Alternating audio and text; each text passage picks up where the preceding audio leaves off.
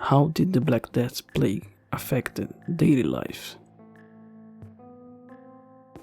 The most devastating plague in human history.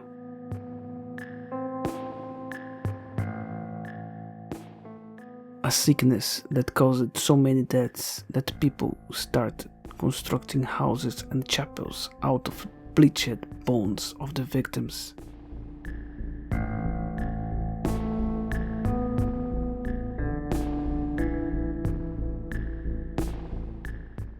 It killed 75 to 200 million people during the 7 years of pandemic in Africa, Europe and Asia.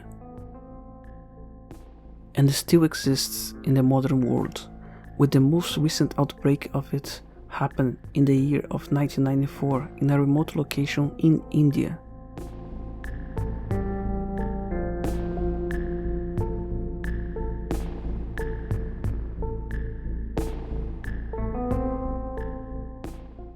The inhabitants of the city of Messina have gathered in a Sicilian port when 12 ships from the Black Sea have docked. They didn't expect that a horrific surprise was waiting for them. Most sailors aboard of the ship were dead or gravely ill. The Black Death have arrived to Europe in the year of 1347. Before the ships have arrived, many Europeans have already heard rumors about a deadly sickness called the Great Pestilence going across the trade routes of the Near and Far East. Scientists nowadays agree that the first outbreak of the plague was originated in Asia over 2000 years ago. And since the first one, the world saw minor and episodic outbreaks until the major one in the 14th century. After the ships with the plague have arrived to Messina in the year of 1347, it then took a long time for the plague to spread to Marseille in France and to the port of Tunis in North Africa. The next cities which the sickness have reached were Rome and Florence. These two cities were the center of the trade web at the time. And by the middle of the year of 1348, the Black Death had hit on Paris, Bordeaux, Lyon and London. The way the disease was spreading was just terrifying. Merely a touch on the clothes of an infected person could contaminate the one who had touched it. And also, the efficiency of the disease was really terrifying. A perfectly healthy person, once got infected, could go to sleep in a good health and be dead by the morning. This is how deadly the Black Death was. Now we know that the Black Death was spreading from person to person via air and also through fleas and rats, which in the medieval time in Europe could be found everywhere. All kinds of ships could have made a perfect home for this pest, and this is how the plague has made its way into Europe, one city after another. At the time, people didn't know how the disease is transmitted from one person to another and how to prevent the spreading or how to treat it. The medieval doctors have described the transmission of the infection as the escaping soul of the sick person through his eyes, which strikes a healthy person by standing near, just looking at the dying person.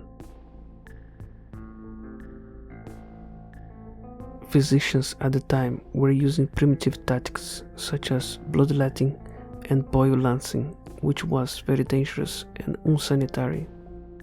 They also were using aromatic herbs by burning them near the sick person, as well as bathing them in rose water or vinegar. There was also a superstitious side of the pandemic. It was believed that the plague was a punishment for the sins against God, such as greed, blasphemy, heresy, fornication, and worldliness. In the meantime, people were trying to save themselves and they started running from the highly infected areas, mostly going to the countryside.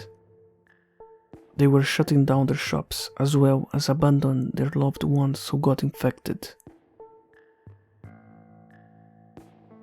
Unfortunately, the escape was never a success, as well as the plague could reach also animals such as cows, sheep, goats, pigs, and chicken. The main symptom of the disease was swelling, either on the groin or under the armpits, some the size of an apple and some of an egg. Blood and pus were oozed from the swellings and were followed by other unpleasant symptoms for the host, such as fever, vomiting, diarrhea, chills, along with unbearable aches and pains, which usually ends in the death of the individual.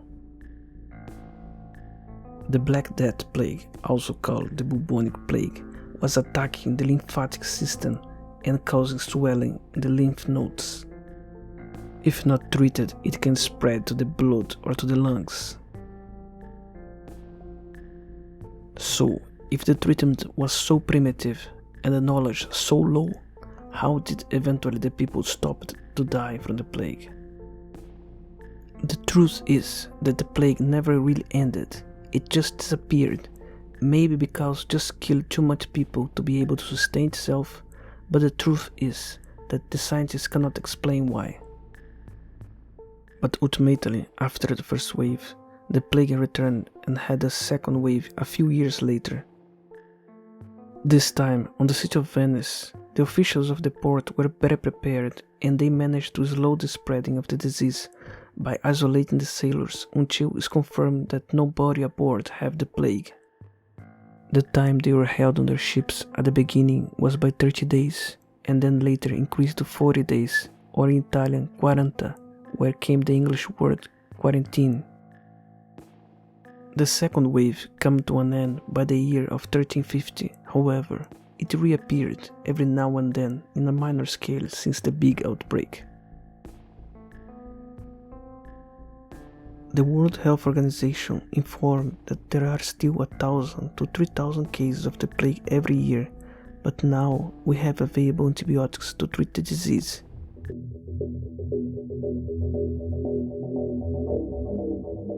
And today, again, we are struggling with a pandemic which is taking so many lives.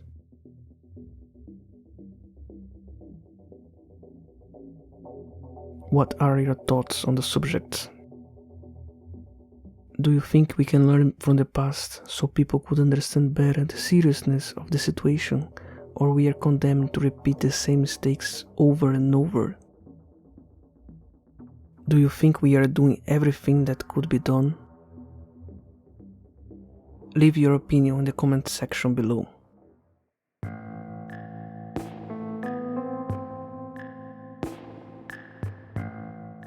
If you enjoyed this content and you want to see more, please like and subscribe. And don't forget to press the bell icon to stay tuned on more updates on Mors Maiorum. We publish videos like this every week. Tibi gratias ago pro vigilabo.